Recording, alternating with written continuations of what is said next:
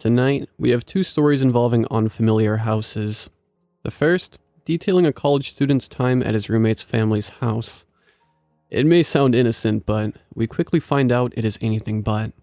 The second, involving a break-in gone sour.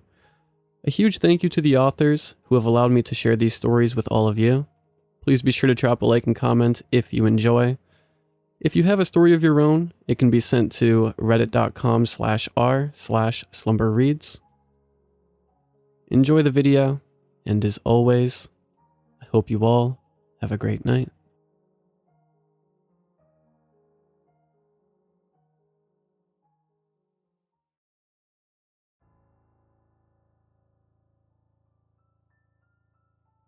I was so nervous and excited about starting college. I didn't really have a great time in high school. Who did?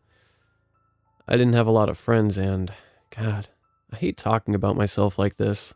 Blah, blah, blah, right? Anyway. I was just glad to begin a fresh start in a place where people didn't know me at all. I thought it would be refreshing to walk down a corridor without being called a freak every single day. But I won't bore you, let alone myself, with the details of my pre-college teen trauma. Not right now, anyway. I got accepted into Creekwood University, majoring in American literature. Creekwood, for those who have never been, is like some sort of utopia. It's honestly one of the prettiest places I've ever seen, and that alone sold me on my choice when I decided to apply. I went to one of those college open days, and I decided there and then that Creekwood would be the place for me. Shallow, I know, but when you're a small town boy, anything else will do. My parents begrudgingly drove me to Creekwood on a Friday. It was a massive inconvenience to my father, who said he had far too much work to do. The whole way there, my mother dropped hints about how hungry she was and how she could use a coffee, but my father ignored her in between work calls. Despite the 5-hour drive, with no food stops or bathroom breaks, my parents couldn't wait to make the journey back home. They held me with my bags upstairs in such a haste. I saw other students cringe from their crying mothers and their camera-happy fathers. My mother scanned the room I was staying in and simply said, "I can't believe this is what we're paying for." Just like that, they were gone. No emotional goodbyes necessary. After they left, I ended up collapsing onto one of the bare mattresses. I was too tired from the trip to even unpack yet, and I assumed my roommate hadn't arrived, judging by the bare room. I don't know when I dozed off or how long for, but I was woken up by someone poking me in the chest. In my hazy state, I saw a dark-haired guy towering over me, furrowing his brows. I'm a bit of a grouch when I wake up, so my first instinct was to punch him in the shoulder. "Ouch!" he cried. "Dude, I was just trying to wake you up. There's no need for the violence." Disoriented, I shot up from the bed and held my hands over his shoulder like I was some sort of healer. I'm so sorry. It's okay," he mumbled, rubbing his shoulder a little bit more than he really needed to. I have zero upper body strength, so I know I didn't hit him that hard. That was the first time I saw his infectious grin. The type of grin that could get someone out of trouble, because you couldn't help but grin back at him. Good reflexes, though. I'm Tris, by the way. I'm your roommate, in case you hadn't already guessed. Or maybe I'm a psycho who just broke into your room. I'll let you decide. "I'm Cole," I said, extending my hand, which he grabbed with force, and then used to pull me into a hug. A bro hug, that's what he called them. His phrase, not mine, by the way. We would have a lot of those as we got to know one another. I wasn't a massive hugger, as you can imagine with what little background I've shared so far, but he turned me into one straight away. With him only, at least. So, I've got to grab the rest of my stuff, and then I need to grab something to eat because I am absolutely starving. Do you want to come along? I stared at him, slightly bewildered because no one had ever invited me to have dinner with them. Ever. Especially within minutes of meeting. And he rolled his eyes. "Look, it's on me, and I don't like eating alone, so please don't make me beg." Tris clasped his hands together, like he was praying, and pleaded at me to agree. I know he didn't need me to eat with him, He was just being friendly and trying to make a good impression, I guess. I don't really have a choice, do I? Awesome. Okay. So first I'm going to need some help getting my shit upstairs. I paid a guy a $5 to watch it, so it's probably been stolen by now. But if it hasn't, can you give me a hand with it? Triss had already walked out the door before I agreed, so I followed. Even as we walked down the halls, which was full of students and parents carrying their duvets and cardboard boxes. He greeted people he didn't even know. He raised his hand awaiting high fives from strangers, and some even attempted to reciprocate whilst carrying heavy items, which caused them to drop them, of course. Triss exuded this I don't give a fuck attitude and confidence from day one. It made him so popular. Everyone loved him. From day one, I loved him. Triss and I became best friends instantly. We spent most of our free time together just hanging out, playing Xbox, watching movies. Our other friends barely saw us unless we were together. Even when we should have been studying, he'd tempt me into going out or hanging out with some of the other guys from American literature. I got a job working in some independent superstore a few weeks after starting college, and on my third week, Triss got bored, because he didn't have me around as much. He called the store and pretended to be my brother. My shift supervisor came up to me whilst I was stacking a shelf with a glum face. I honestly thought I was about to get fired or something. Triss, your brother's on the phone. Something happened to your grandmother. I didn't question it. I knew who it would be on the phone. My supervisor led me to the office, saying she'd give me some privacy and close the door. As soon as she did, I picked up the receiver to hear Triss snickering like a child on the other end. You're a dick, I said. I can't believe you're Ferris Buellering me right now. We literally watched Ferris Bueller's Day Off the night before, so it wasn't hard to work out where he got the idea from. You're totally getting fired. I bet you were all like, I don't have a brother, weren't you? Not as gullible as you think, I said. Excellent. I'll come and pick you up then, Triss said, sounding very pleased his plan had worked. Okay, start crying. You can cry in command, right? To keep his idle hands and mind busy from making bad decisions like that again, I ended up convincing him to apply for a job at the superstore. He even charmed his way onto the same shifts as me. During our shifts, I worked, and he mostly just talked to me whilst I worked. But I didn't mind. It made it so much more fun. By the time Christmas break came around, I got a phone call from my parents telling me that they wouldn't be able to pick me up. They decided to go and see my dad's brother for Christmas, but said they left the key with the neighbor and they would transfer me some money for food and a train ticket so I could get home. I honestly wasn't even disappointed. Although I'd have free reign of my house, I decided to stay at the halls because, quite frankly, I preferred it to being at home. When I told Triss, he was so angry with my parents for basically abandoning me during the holidays. That's cold. Why can't you go and see your uncle too? He asked. To be honest, I could have. But if I wasn't even invited, why would I even ask? I really don't care.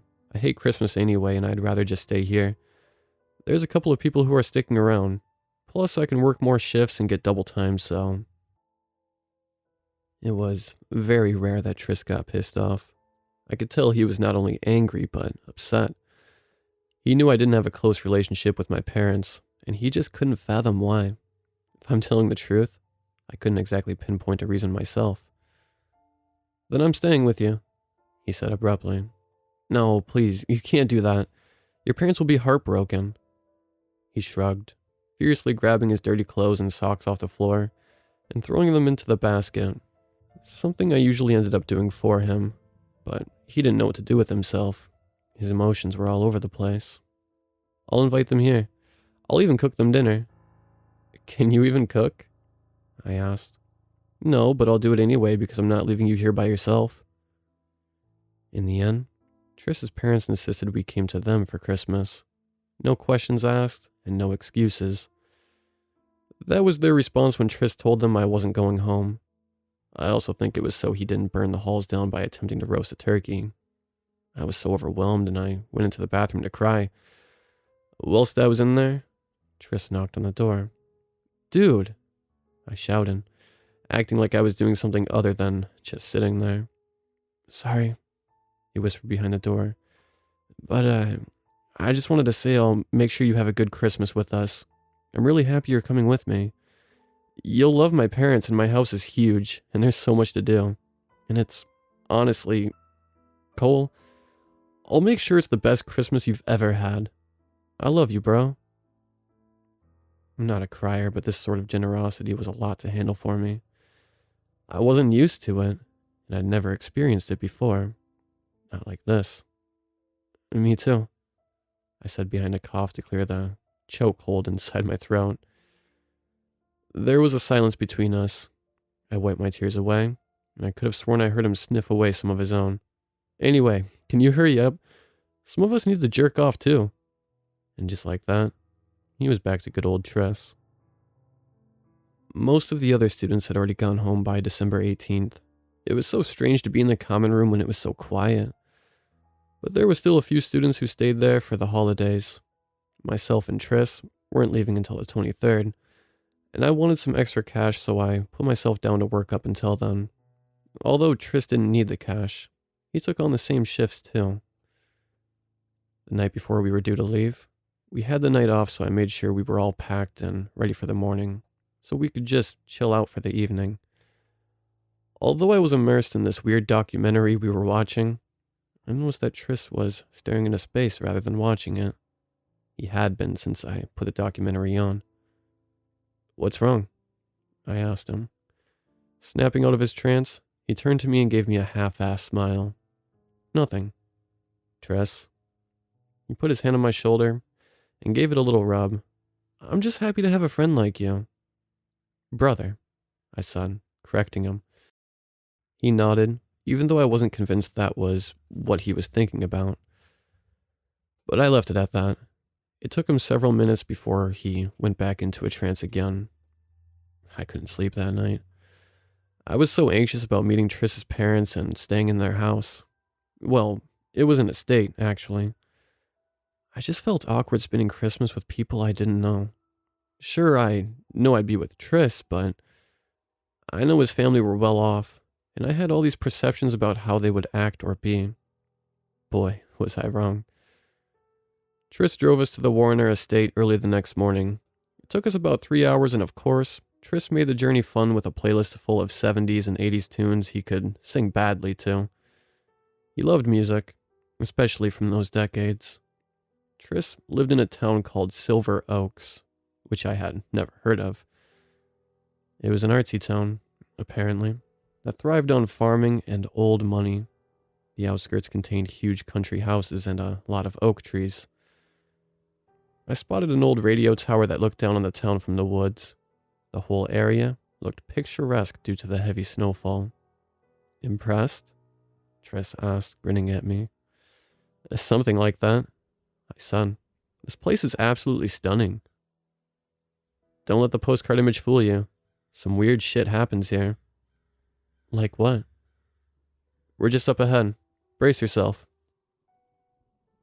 We drove through 2 huge iron bar gates, and when we drove down the drive, I was blown away by the size of the estate. It looked like something from a period drama or something, and the fact it was covered in snow only made it more magnificent. Outside the huge black double doors stood Mr. and Mrs. Warner, waving us as we drove closer to the house. When we got out the car, they walked straight over to greet us. Mr. Warner was a huge man, tall, and obviously spent a lot of time in the gym, or at least he used to. He was very clean cut, and I could smell his expensive aftershave before he even shook my hand.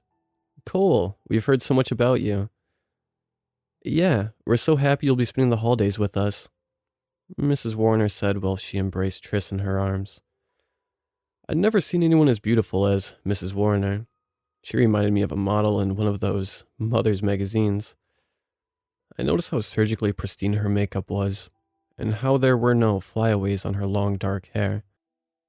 And she looked so young. I did suspect she may have had a bit of help with that. "Come on, let's get you boys inside. It's freezing out here." Inside was very modern, far from what I would have expected in terms of decor and color scheme judging from the outside. I was too afraid to even sit down.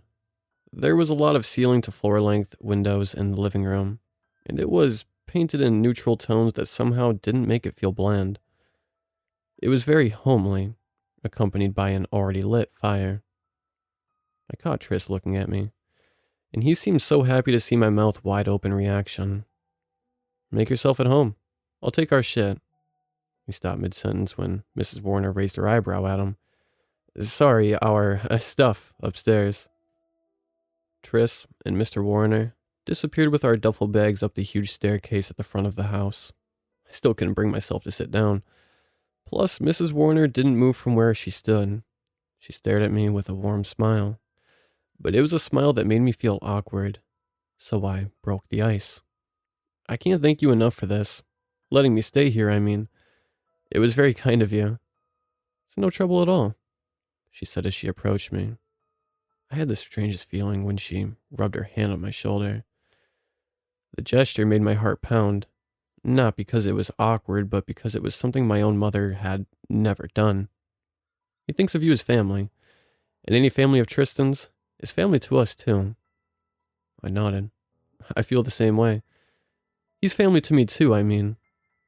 Mrs. Warner released her hand from my shoulder and walked over to the door. The sound of her stilettos echoed throughout the room. Please, feel free to look around. I'll go and make us all some hot chocolate, she said before walking out.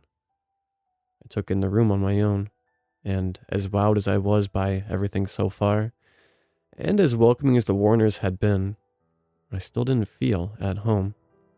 Despite the size of the exterior, the inside of the house was easy to navigate due to the wide open rooms and huge corridors. I eventually found a study that was full of books and pristine white piano. The bookcase had all the classics, some modern titles, and some of my all-time favorite books. There were also big square spaces in between the books with framed photographs. In every single one, it was Tris and the Warners with a different boy. They all posed like they were in family portraits, backdrops included. I guess Tris must have been about 15 or 16 in the photos.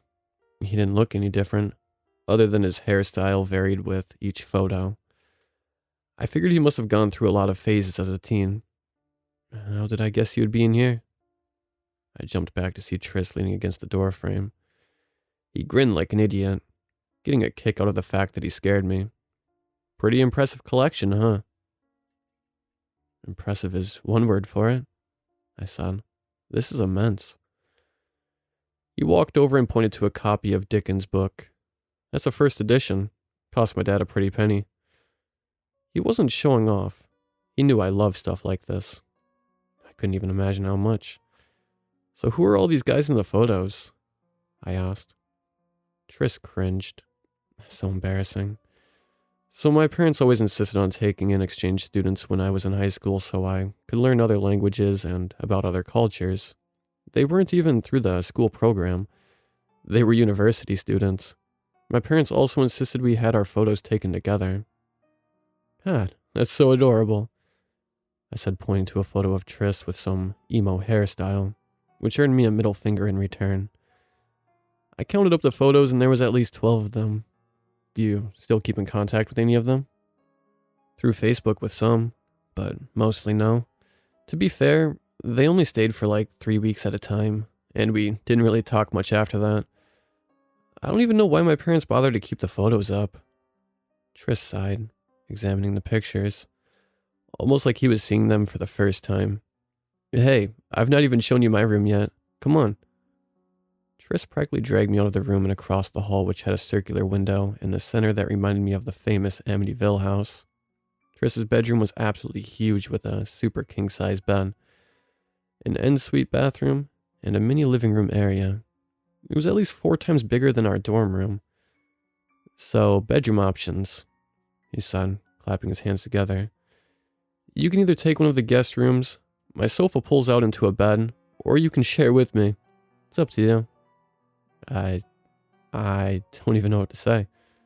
Awesome. You can stay in here then, he decided. I'm too used to having you around. I don't know if I could even sleep without you being close to me. I put my arm over his shoulder and gripped him into a headlock, Aw, shucks. Christmas Day with Tris and his family was amazing. Well, it started off that way. When I woke up, I was surprised to see a pile of gifts with my name on the tags. And when I say a pile, I mean a mound. I opened them with a sickly feeling in my stomach. Video games, books, a new laptop. Honestly, it was insane. Mr. and Mrs. Warner, I can't accept these. Tris sighed. Actually, they're all from me. Those extra shifts came in handy after all.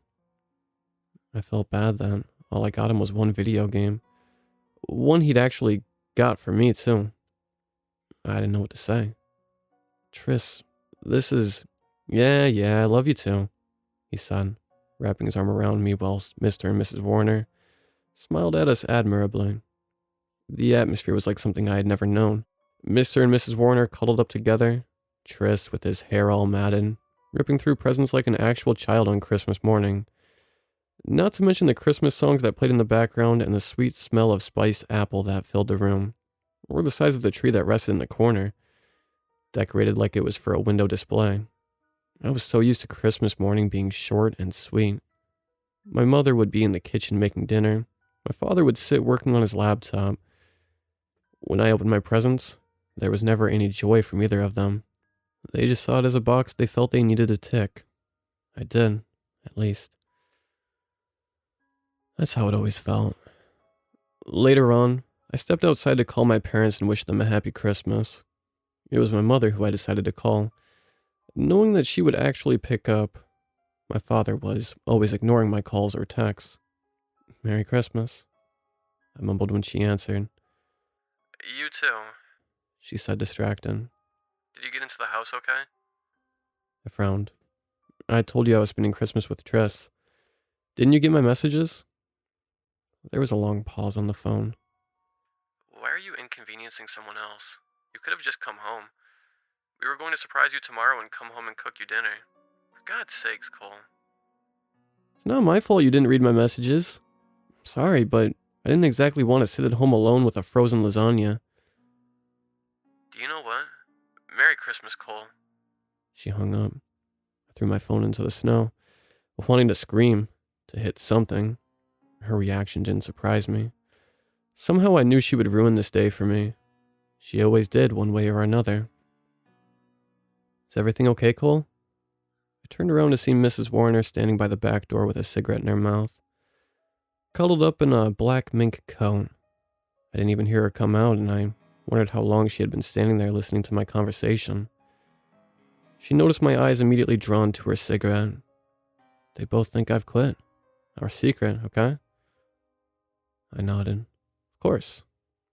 So, you and your mother had a fight? She asked, taking a long drag. I shuffled some snow with my feet, feeling a little embarrassed. I'm sorry they didn't want to spend Christmas with you. There was something in her tone. I wouldn't call it disgust for my parents, but she didn't say it with any respect for them. I'm glad you're here instead. I met Mrs. Warner's eyes. Although she'd been warm to me, I detected something in them that night, something that unnerved me. I reached down into the snow where I threw my phone and picked it up. The frost stung my knuckles. I'm gonna get back inside. I'm freezing. Cole? Yeah? She seemed to hesitate, taking a drag from her cigarette before she asked, Do you think your parents love you? It took a moment. Felt like being winded. I tried to read her, indicate what her intention was for asking me that.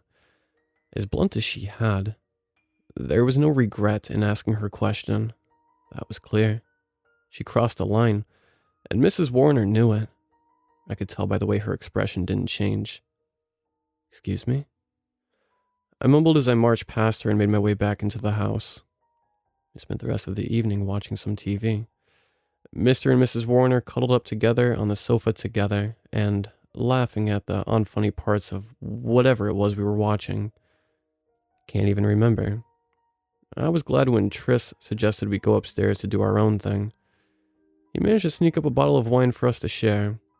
In his room, we opened the bottle and shared sips. Okay, he said abruptly. The hell's wrong with you? You've been in misery all evening. Is it your parents? Sort of, I mumbled, taking the bottle to have a massive swig. I avoided eye contact with him. Tris rolled his eyes and snatched the bottle from me, slamming it down a little too hard on his glass table. Fuck them, Cole. Fuck them. I squinted my eyes, attempting to speak. And what? I stood over Tris, feeling blood bubble all over me. Do you know what? Who the hell are you to disrespect my parents? Tris's eyes widened, and he started to bite on his thumbnail. I just what? His eyes focused on the bottle of wine, the liquid still squishing at the top from how hard he slammed it down. I saw the cogs turn in his head. I may have only known him for 3 months, but we'd spent that much time together that I knew what was coming next. You've had too much to drink. Maybe we should just call it a night. I nodded, pouting my lips. Yeah, maybe we should. I'm gonna go and sleep across the hall. I picked up my phone and stormed out of Tris's room. Instead of objecting or trying to stop me, he just picked the bottle back up and drank from it. I didn't bother to close the door behind me. I tossed and turned in the guest bed. Obviously, I felt like shit about snapping at Chris, especially in his own house, on Christmas Day of all days. It was the question that Mrs. Warner asked that played on my mind. I was so fidgety that I couldn't lie down any longer, so I got out of bed and walked over to the window. The snow was coming down heavy outside, but it lit up the pathway from the pitch-black sky. The side of the house looked out at the Warners' enormous garden, which I could barely see. But I found my eyes burning into the brightness of the snow until I was distracted by a flicker of light.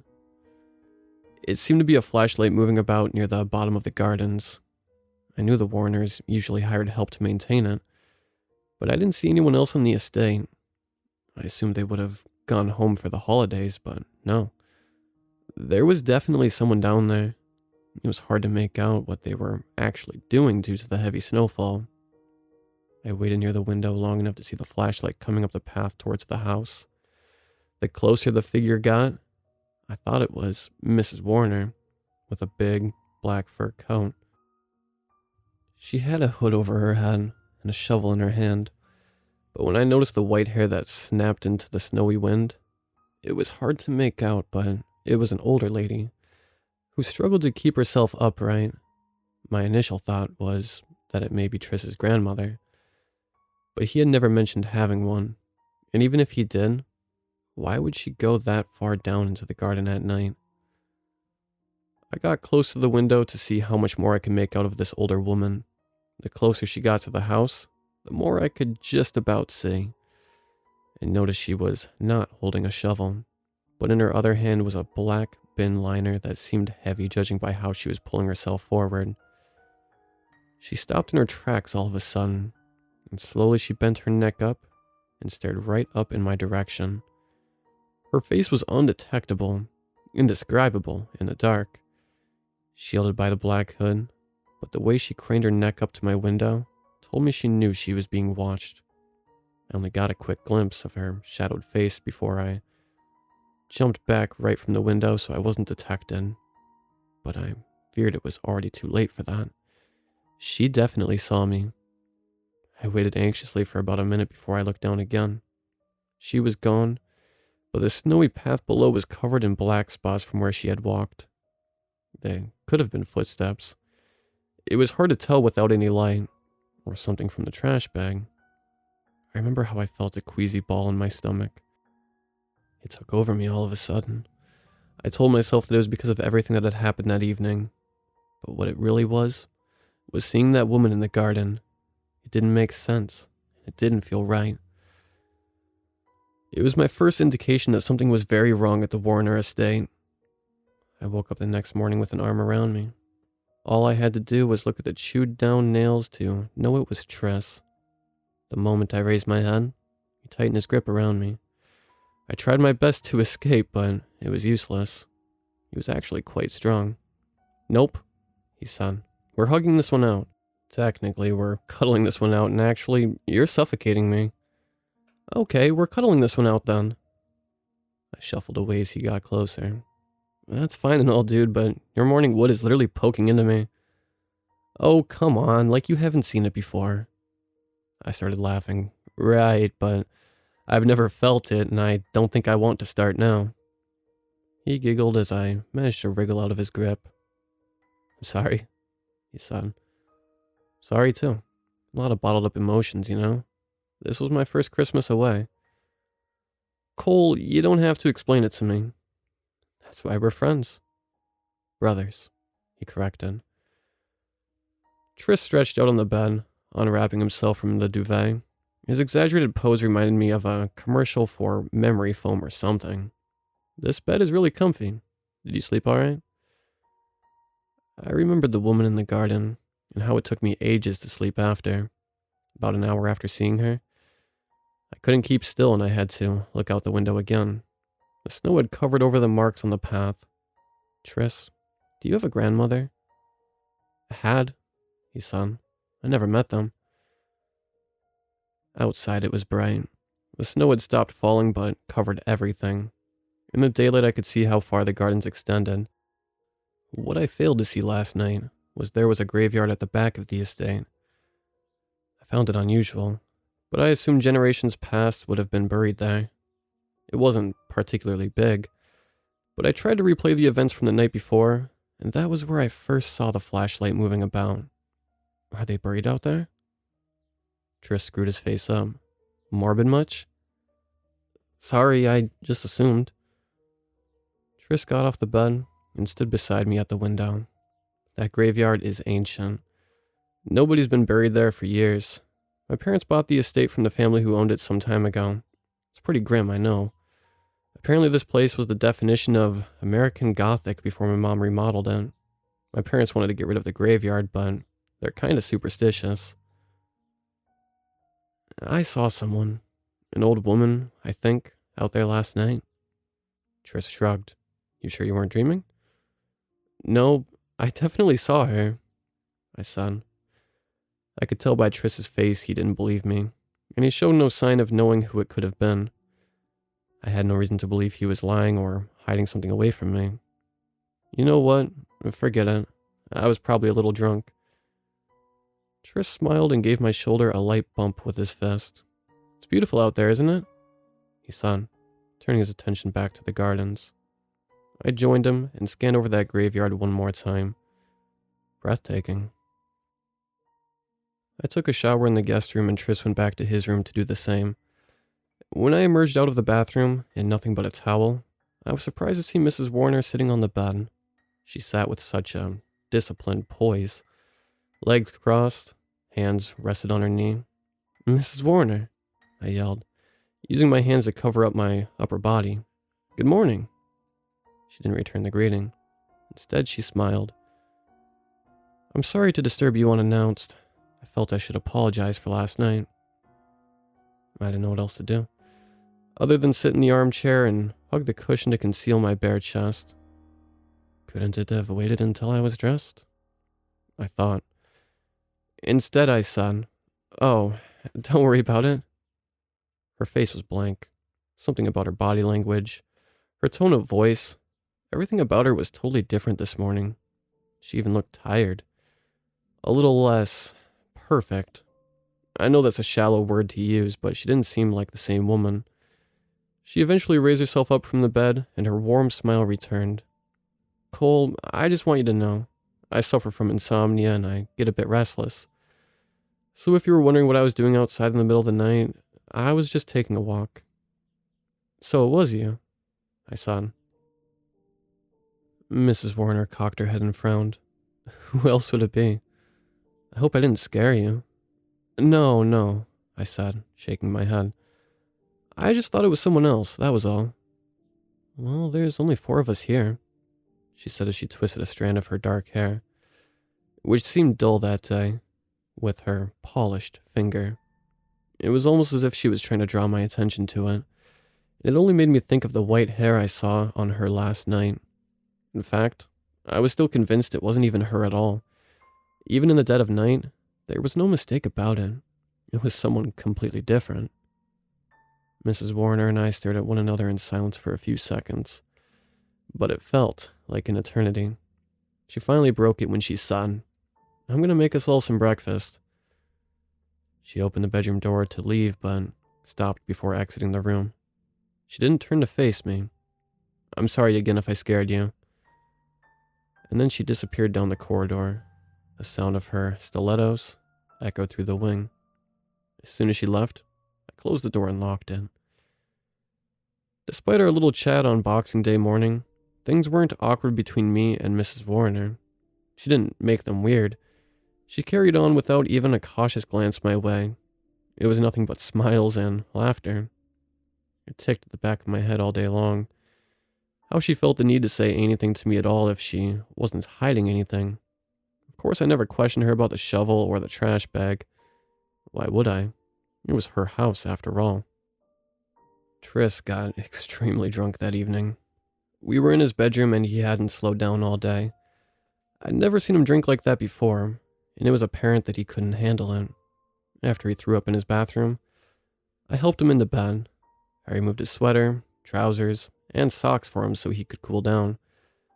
I considered getting one of his parents to come and check on him, but I thought it would only piss him off the next day. I started to walk over to the sofa bed when he held his arms out. "Don't leave," he slurred with his eyes shut. "I'm not going anywhere. I'll be right over here." Tris licked his dry lips and shook his head to side on the pillow. "They always promise they won't leave." God, he was wasted, I thought. Who is they? "My brothers," he said. "You're my brother, aren't you?" "You know I am," I said, rolling my eyes. But something snapped in my brain that never even occurred to me. "You have brothers?" I had. The slits of his lids opened slightly and he grabbed my arm. Even in his lucid state, he had a strong grip. He attempted to pull me in closer, but he couldn't quite find the strength for that. So I bowed my head down so he could whisper in my ear, "You're my favorite." That night, I couldn't sleep again. One word was on my mind. Brothers. Plural. Confused the hell out of me. I wondered where they were, who they were, and what happened to them. There wasn't even a photo of them. All the portraits and photos were of the Warreners and Tress. Just them together. The only other photos I'd seen without them was, of course, the ones with the exchange students. I don't know what possessed me, but I opened up Facebook on my phone to stalk Triss's friends list. I didn't have any names to go off of, but I would recognize some of their faces if I saw them. I spent about an hour doing this, and I had pretty much gone through every friend Triss had on there. There were several profiles with no facial pictures, but I thought it would be too much of a coincidence if it were them. Also, 3 of them had girls' names. All the exchange students in the photos were boys. I found nothing. Triss had no reason to lie to me, so I don't know why he told me he had a few of them on Facebook. I decided to go to the guest room across the hall to look out the window to the back again. I tiptoed out of Triss's room and made my way over, but when I attempted to open the door, it was locked. I tried all the other doors on that side where the view to the back of the house was, but again, they were all locked. I tried a few doors on the other side, facing the front, and they all opened fine. It was pretty clear that Mrs. Warner had done this on purpose. I looked at the time on my phone, 12:06 a.m. The Warners would hopefully be in bed. The room was on the other side of the house and the study was downstairs. I just hoped Mrs. Warner wasn't planning on going on another walk. I crept down the staircase, using the torch on my phone to guide the way. All the lights were off in the house and I heard no sound from the downstairs area. The coast was clear as I made my way into the study. The door was left open ajar. It was strange. In the dark, the room felt eerie, cold, and very isolated. I thought about turning a lamp on, but I thought to be on the safe side, I would continue to use my phone torch. I flashed my phone over the pictures with the exchange students and examined them all. All the boys were around the same age, just like Triss had confirmed when I first saw them. but I paid special attention to the Warners this time. Tris may have gone through some phases. That was clear by the clothes and different hairstyles, but I couldn't fathom why the Warners also seemed to have done the same. I didn't notice it before, but there they were in outdated clothes and strange hairstyles. This literally happened a few years ago. There was one picture where Mr. Warner was sporting a mullet and a mustache. Mr. Clean Cut, preppy Mr. Warner. I found it hard to believe. It was a gamble and I didn't have any idea what it would achieve. My parents used to write the dates on all of their scrapbook photos. I guess that's where I got the idea from. So I picked up the photo and removed the backing. At first I doubted it. Shook my head. It was impossible. Literally fucking impossible. On the back of the photo it said, Kevin, 1982. I picked up another at random and did the same. Michael, 1979. Another. Derek, 1993. The furthest date the photos went back was 1975, and in that time the Warners hadn't aged at all, and Tris wouldn't have even been born. But there he was, the same age, nearly 45 years ago. The snowfall was heavier that night, more so than the last, and I was absolutely freezing when I stepped out into the gardens. I didn't bother grabbing my coat. It was a risk getting caught, as it was just from being out of the bedroom. It was pitch dark, with no security light or anything to guide the way, but the path was linear, and I knew where I was going. I turned around and checked the house was still in darkness. I could barely make out the graves when I finally got to them. I didn't want to draw much attention to myself, so I put my hand over the torch of my phone to read what the stones said. Nearly all of them had been spray painted with first names over the original markings. And there was a lot of them, all boys' names, and some of them I recognized from the photos upstairs. I could hear my heart in my eardrums, and I even developed hot beads on my brow despite the cold weather and snowflakes hitting my head. I felt a hot sludge of sick travel up my throat, and I puked right onto a gravestone with Michael sprayed on it. Tris wasn't referring to any deceased blood relation when he talks about his brothers earlier. It was those guys in the photos. They were his former brothers, and they were all buried in the garden on top of old graves.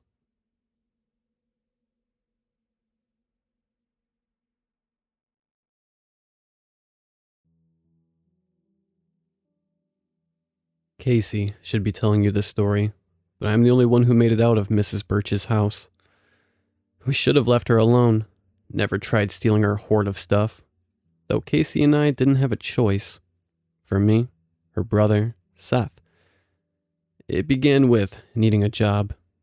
I was 19 then, a high school dropout with a felony on my record for Grand Theft Auto. Not exactly an ideal candidate. I had applied to every fast food chain, car wash, and grocery store in town, but the felony followed me like a ghost, and because I couldn't get a job, I couldn't afford to keep the room I had rented after getting out of jail. So, I did what I had done so many times before. I looked to Casey to bail me out. Casey wasn't actually my sister, but as kids we had lived together for 4 years in the same shitty foster home.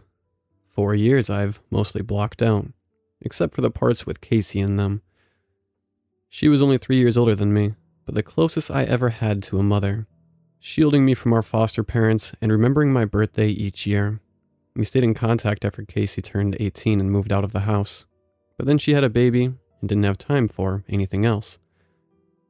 I haven't seen her in the 2 years I was in jail. She still looked the same, tall and wiry with big, crinkly hair. Although she seemed skinnier, probably from running after her son Luke, who was 3 and a total monster. They shared a one-bedroom apartment with furniture from Goodwill and pictures of wild animals that Casey had cut out of magazines and tacked to the walls. She paid the bills, working as an in-home caregiver. I remember thinking how respectable her life had become, how normal compared to the way we grew up. I told her I wouldn't be on her couch for more than a week. But that week quickly became 2 and then 3. I spent my days looking for work and helping Casey out with Luke. Turns out Luke was really a monster. He bit people and threw tantrums every 5 minutes. I honestly don't know how Casey was doing it. Changing bedpans all day, then coming home to this Tasmanian devil at night. And the longer I stayed with her, the less put together her life seemed to me. Even with all the hours she put in at work, she could hardly pay rent, and sometimes I would fantasize about stealing another car. A new one, something worth 10 grand on the street. As much as I wanted to help Casey, I couldn't afford to be caught so much as jaywalking. My parole officer reminded me of this once a week. It was during my 3rd week on Casey's couch that she told me about Mrs. Birch. Mrs. Birch was one of her clients. She was 92 and lived alone in a big house that was so full of stuff that, according to Casey, there was nowhere to sit. All the furniture was covered with clothes, books, trinkets, and other random junk. All of it covered in dust because, at 92, Mrs. Birch couldn't do any housekeeping. She couldn't bathe herself either, or cook, or walk up and down the stairs without help. Which is why Casey was called in. The in-home care agency she worked for hadn't been giving her many hours, so she jumped at the chance for a new client. Casey described Mrs. Birch as looking much older than her 92 years. Her wrinkled skin had the leathery feel of an apricot.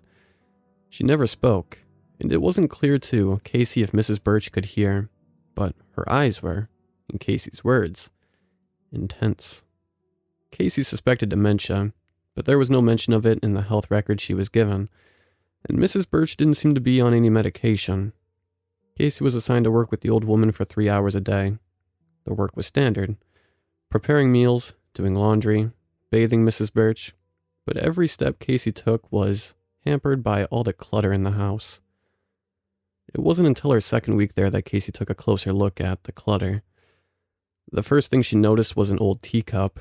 Casey found the teacup at the back of a kitchen cupboard while searching for a bowl so she could serve Mrs. Birch some chicken noodle soup. Like the rest of the house, the cupboard was a disorganized jumble, dishes stacked alongside olive jars and cleaning supplies.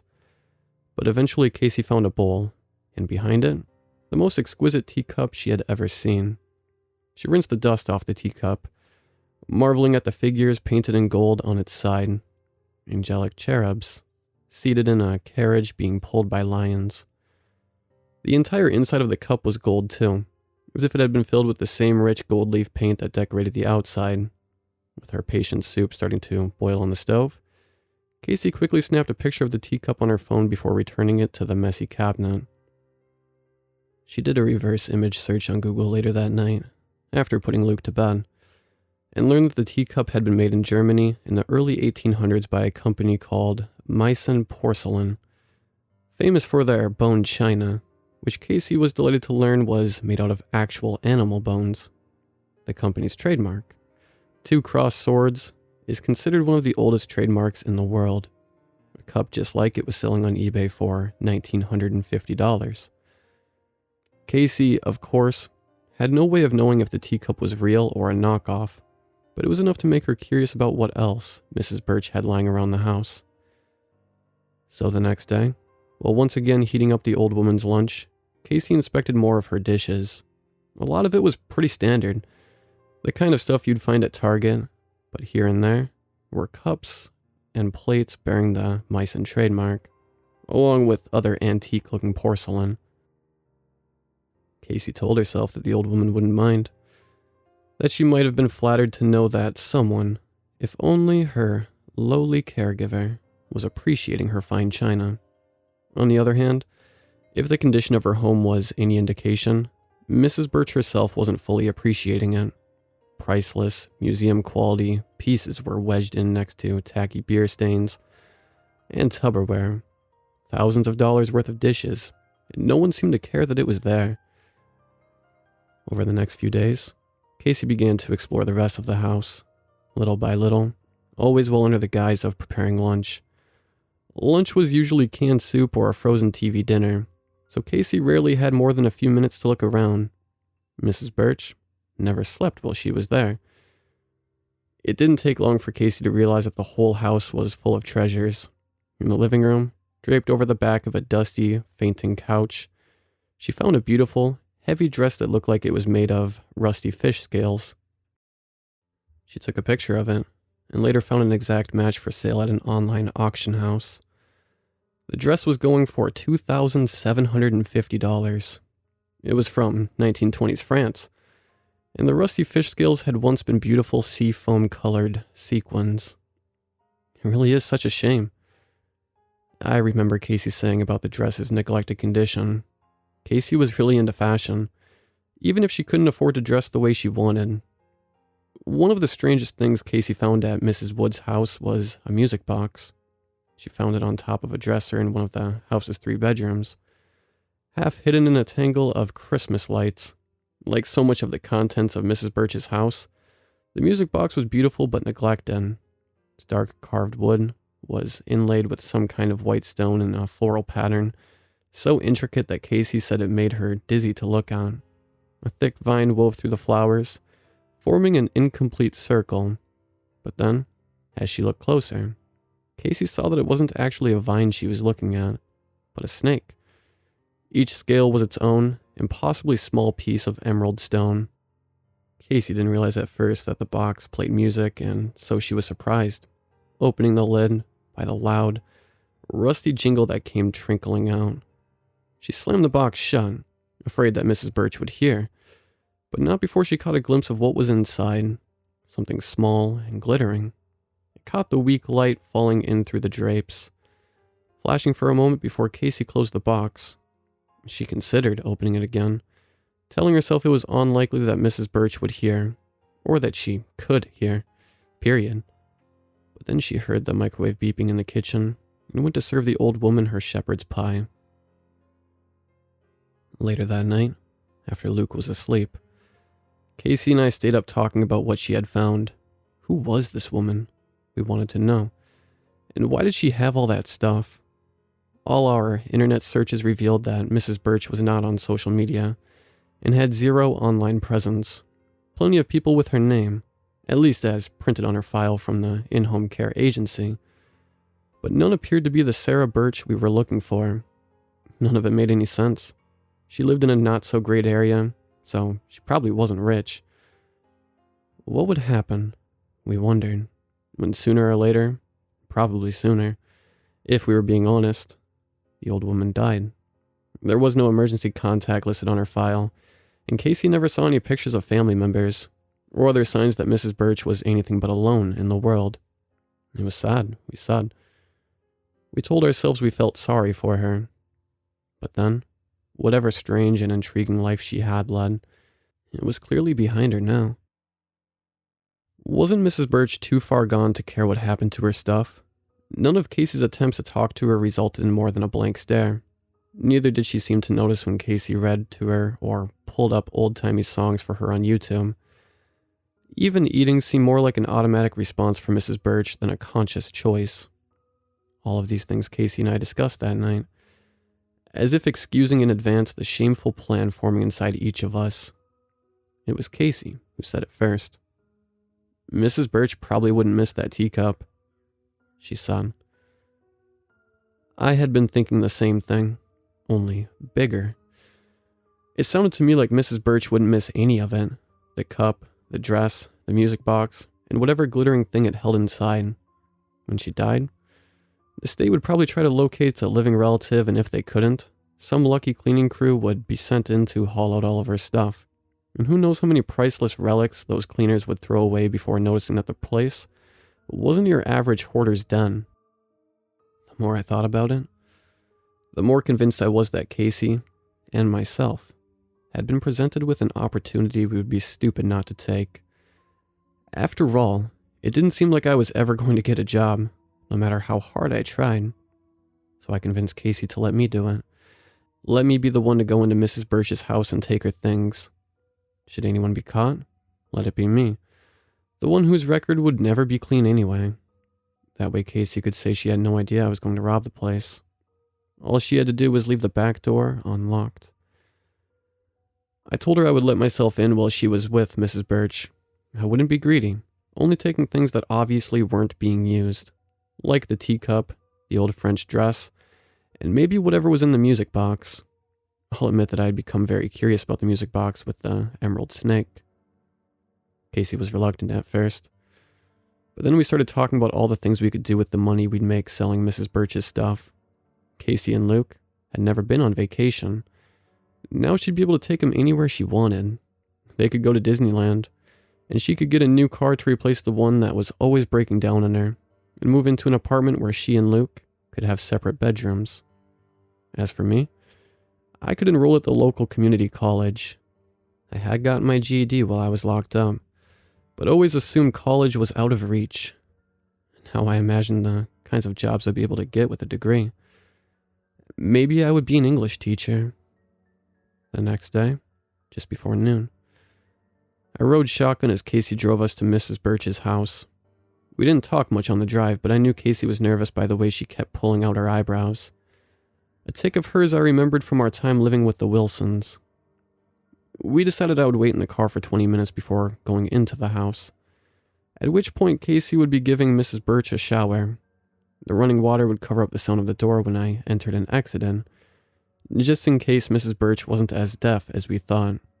I would be in and out in 10 minutes, just long enough to fill up the duffel bag I had brought.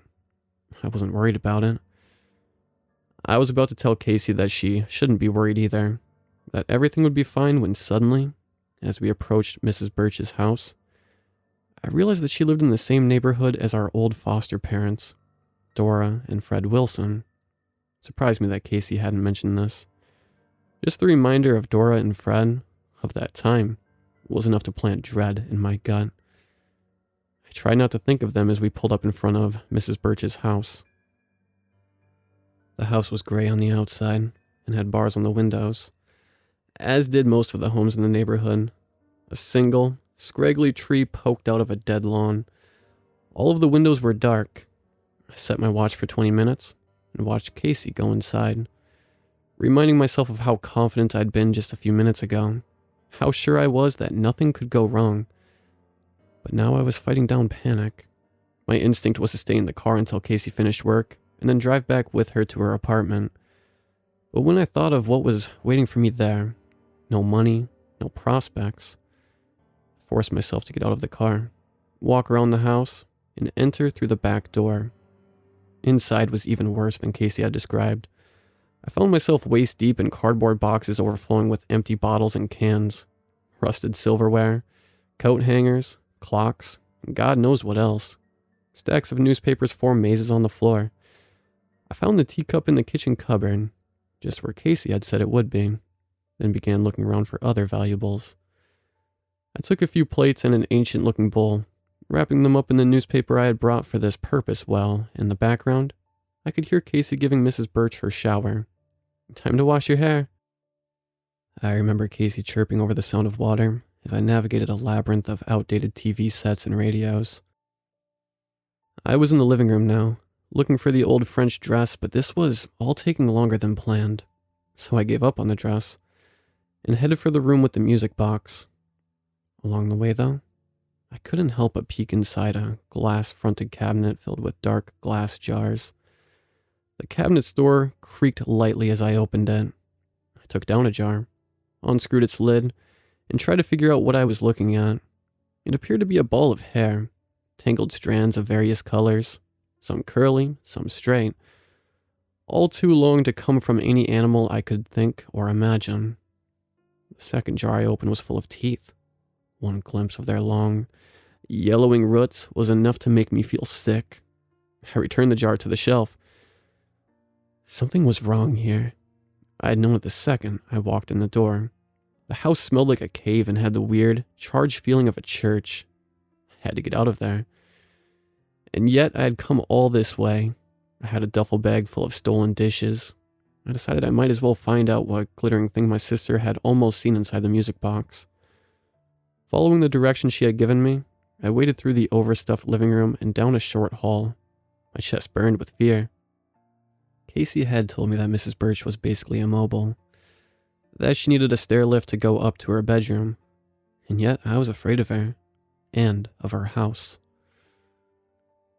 I couldn't make it more than a few feet inside the room when the music box, junk, was stacked almost to the ceiling. Mattresses, trunks, Coat racks, a piano. I made my way towards a dresser at the mess's edge, and there, on top of the dresser, was the music box. I recognized it immediately. The delicate, white stone flowers on its lid. The emerald snake. But then, as I lifted the music box off the dresser, the lid popped open.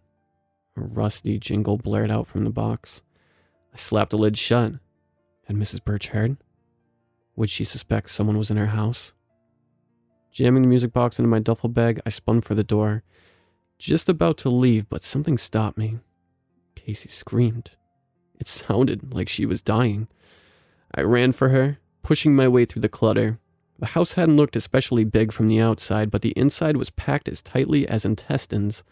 I turned down one wrong hall, and then another, following the patter of the still-running shower until I saw its steam seeping beneath a white door. I forced myself to go inside. The bathroom was empty.